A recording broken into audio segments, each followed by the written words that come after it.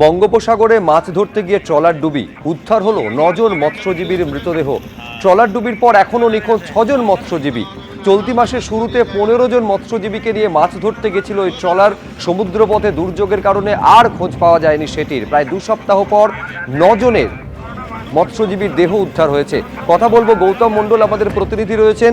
এখনো পর্যন্ত গৌতম, 6 জনের কোনো খোঁজ পাওয়া যাচ্ছে না, কোনো আশার আলো কি দেখা যাচ্ছে?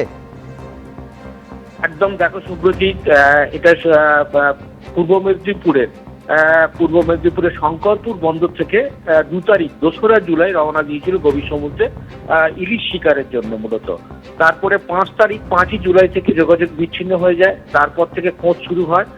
গতকাল দুপুরবেলা গোবর্ধনপুর, দক্ষিণ 24 পরগনা গোবর্ধনপুর উপকূল থানা এলাকার বাকের চর থেকে আরো গভীরে রক্তেশ্বর চরের কাছে একটি ডুবো ট্রলার দেখতে পাওয়া যায়। সেই ট্রলারটা থেকে উদ্ধার হয় 9টি মৃতদেহ। এখনো পর্যন্ত কিন্তু 15 জন মৎস্যজীবী ছিলেন এবং এটি হচ্ছে এফবি মাকালি, এই যেটা রওনা দিয়েছিল শঙ্করপুর থেকে। এখনো পর্যন্ত বাকি 6 জনের তল্লাশি আজকে সারাদিন চলেছে, কিন্তু খারাপ আবহাওয়ার জন্য তল্লাশি বেশিক্ষণ চালানো যায়নি। কিন্তু মৎস্যজীবী সংগঠন সূত্রে যেটা জানা যাচ্ছে বা অভিজ্ঞ যারা মৎস্যজীবী তারা জানা যাচ্ছে, কার্যত এই 6 জনের বেঁচে থাকার আশা নেই এই মুহূর্তে। তাদের খোঁজও চলছে। বিভিন্ন ট্রলার, যারা অন্যান্য ট্রলার যারা সমুদ্রে এই মুহূর্তে মৎস্য শিকারে আছে তাদেরকেও বলে দেওয়া হয়েছে, মৎস্য দপ্তরের পক্ষ থেকে তাদেরকে জানানো হয়েছে, যদি কোনো রকম এইরকম ট্রলার সমুদ্রে কেউ যদি এরকম ভাবে ভেসে থাকতে দেখা যায় বা কোনো রকম ভাবে কোনো মৃতদেহ দেখা যায়, তাহলে অবশ্যই যেন পুলিশকে খবর দেওয়া হয়। এর পাশাপাশি আজকে মৎস্যমন্ত্রী তিনি কাকদ্বীপে এসেছিলেন। এই 9 জনের দেহের ডিএনএ পরীক্ষা হবে, কারণ তাই একেবারে। আর এরই মধ্যে প্রধানমন্ত্রীর দপ্তর বা পিএমওর তরফ থেকে দেখতে পাচ্ছেন যে পোস্ট করা হয়েছে, যেখানে বলা হয়েছে পশ্চিমবঙ্গের দক্ষিণ 24 পরগনা জেলায় নৌকাডুবিতে প্রাণহানির ঘটনা অত্যন্ত বেদনাদায়ক। শোকগ্রস্ত পরিবারকে সমবেদনা, আহতদের দ্রুত আরোগ্য কামনা করে পোস্ট করা হয়েছে প্রধানমন্ত্রী দপ্তরের তরফে।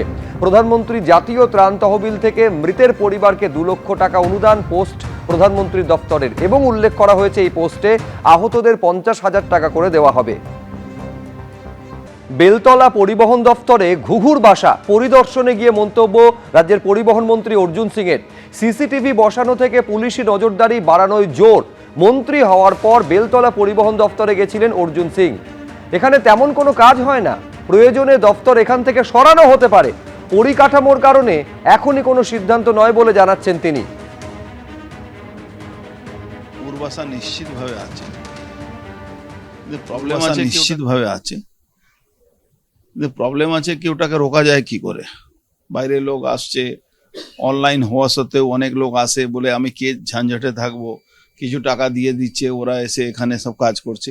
এই অনেক রকম একটা প্রিকশনারি কাজ হাতে নেওয়া হয়েছে, যেরকম সিসিটিভি বসানো, প্রত্যেকটা জায়গায় নজরদারি করা, মে আই হেল্প ইউ কাউন্টারটা খুলে দেওয়া, এটাকে একটু ভালো করে একটু পরিবেশটা ভালো করা। এখানকার পরিবেশটাও একটু অদ্ভুত টাইপের আছে, মানুষ আসলে একটা ব্যাড রিমার্ক নিয়ে যাচ্ছে।